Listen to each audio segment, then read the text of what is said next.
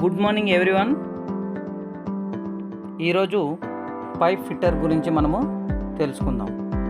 ఈనాటి engineering శకంలో technology అత్యంత ప్రాముఖ్యతను ఇచ్చి పరిశ్రమలను ఆధునీకరించి మంచి ఫలితాలు సాధించి పారిశ్రామిక అభివృద్ధి దేశంలోనే ఉత్పత్తిదారులను కృషి చేస్తున్నారు.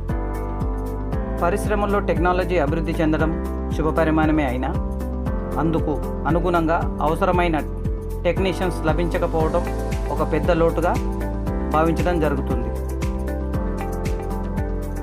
ఒక పరిశ్రమలో అత్యున్నతమైన మిషనరీ ఏర్పాటు చేసినంత మాత్రాన ఆ పరిశ్రమ సజావుగా సాగదు. ఆ మిషనరీని లోపరహితంగా నడపడానికి అవసరమైన కార్మికులు ఉంటేనే పరిశ్రమ సక్రమంగా నడుస్తుంది. అటువంటి కార్మిక సమూహాలను తయారు చేయవలసిన బాధ్యత ఈనాటి ఇన్స్టిట్యూట్ల మీద ఉంది. ఫీల్డ్లో పని చేయవలసిన టెక్నీషియన్లకి మన రాష్ట్రంలో ఐటీఐలు ట్రైనింగ్లు ఇస్తున్నాయి. రకరకాల ట్రేడ్లలో ఈ ఐటీఐలు నడుస్తున్నాయి. ఈ ట్రేడ్లలో ముఖ్యమైనది ఫిట్టర్ ట్రేడ్. ఏ ఇండస్ట్రీలో అయినా ఫిట్టర్ గుండెకాయ లాంటివాడు. మిషనరీలో వచ్చే ఫాల్ట్లు, బ్రేక్డౌన్లు వెంటనే అటెండ్ అయిన వాటిని బాగు చేసి తిరిగి మిషనరీని రన్నింగ్లో పెట్టవలసిన బాధ్యత ఫిట్టర్ మీదే ఉంటుంది.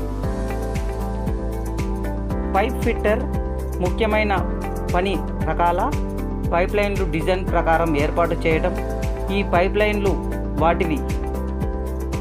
వాటర్వి కావచ్చు, ఆయిల్ లేదా గ్రేస్కి చెందినవి కావచ్చు. ఉదాహరణకు పీవీసీ పైప్ తోటి చైర్ ఏ విధంగా చేయాలో మనం ఈ వీడియోలో చూద్దాం.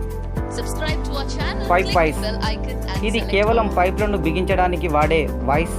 ఇందులో స్పెండిల్ మరియు జాస్ వర్టికల్గా బిగించబడి ఉంటుంది.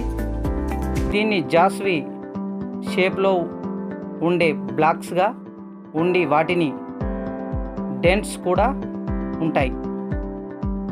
అందువలన దీనిలో పైప్లను తేలిగ్గా బిగించవచ్చు. సో పీవీసీలను మెజర్మెంట్ ప్రకారం కట్ చేసుకొని ఒక చైర్ డిజైనింగ్ ఎలా చేయాలనేది ఈ వీడియోలో చూస్తున్నాం. అదేవిధంగా L bends, you bends, straight bends ఎన్నైతే అవసరం ఉంటాయో, సో ఫస్ట్ ఆఫ్ ఆల్ వచ్చేసి డ్రాయింగ్ వేసుకోవాలి. డ్రాయింగ్ వేసుకొని చేయాల్సి వస్తుంది. ఓకేనా? Thank you.